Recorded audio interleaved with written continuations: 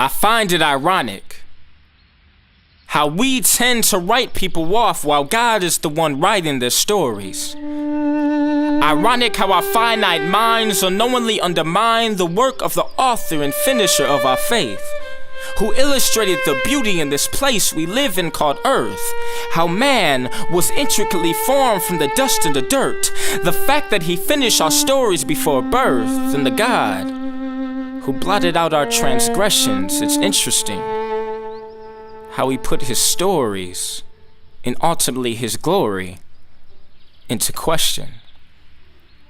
And just when we thought we could predict their outcome, God displayed an unexpected twist to show us that we were wrong about what we thought was weak and useless, because in his script he actually uses what we think is weak to deem us as foolish.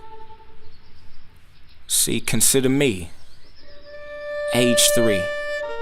Stood out like a black sheep, a little boy who had issues with his speech. It was seemingly predestined that it would be hard for me to speak, as I would endure my classmates and their hurtful critiques, because they failed to understand that God just made me unique. I had doctors and dentists telling me that I would be tongue-tied, and without surgery my tongue would stay tied. But before I had any knowledge of spoken word, I had parents who spoke his word, and instead of panicking they prayed and reminded themselves and I that I was fearfully and wonderfully made, and reassured me that God was the potter and I was the clay. So by God's grace, the physical limitations to my voice have gone astray, but the effect that it had on me mentally remained. See, I actually grew up hating the sound of my own voice. So I began to be quiet by choice because I was afraid of people listening to what I perceived to be hindering. Fast forward to high school, when for the first time I was told that my voice was bold by a speech class teacher. And also for the first time when I realized that because of Christ, I was made a new creature. See, my identity wasn't found in my insecurity, but found in the one who bore my iniquity. A man who possessed no beauty that we should desire him, no majesty to his frame, a man who took on our shame, a man who took on our pain, even though we like sheep have gone astray. By oppression and judgment he was taken away, so that one day we may recognize him as the life, the truth, and the way. A man rejected and despised, but yet he took on our punishment when he hung on the cross and died. And I also remember being introduced to Exodus chapter 4, verse 10 through 11 for the first time.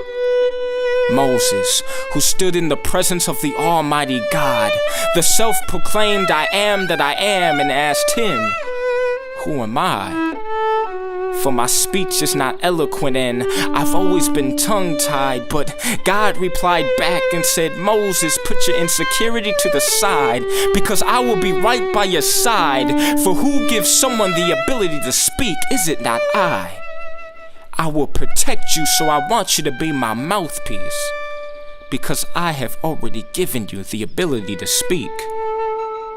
And from that day forward, I realized that the very thing that I hated was essentially the very thing that God created. See, the very thing that you think you lack could also be the very thing that God uses for impact. Listen, God already finished your story while others are still trying to guess your ending. And even though their thoughts towards you were insensitive and condescending, there is a God in heaven ascending that is tender to your heart that he's mending, because that instrument he will use to give harmony to this world, it's you that he's sending. So to that boy who was once told by his teachers that he would be a troublemaker because they forgot that the words have power, remember that caterpillars will one day turn into butterflies, and one day you will flutter by like those eagles and soar, because despite what they saw in you, God actually had more in store. See, what others may have ignored, God will soon restore. And for those who were put in a box, remember that box that they tried to put you in is just your treasure chest, containing God's riches and his manifest bless, treasures you already possess while others said you were X. And for those who may have written off someone as hopeless, remember that we were all once black sheep made white because we were washed in the blood of the Lamb. We are all God's masterpiece, and because of Christ we can now do the good things that God has planned. So I stand here boldly saying, rejoice in the Lord always, and again I say rejoice, because you never know when he might just use your voice.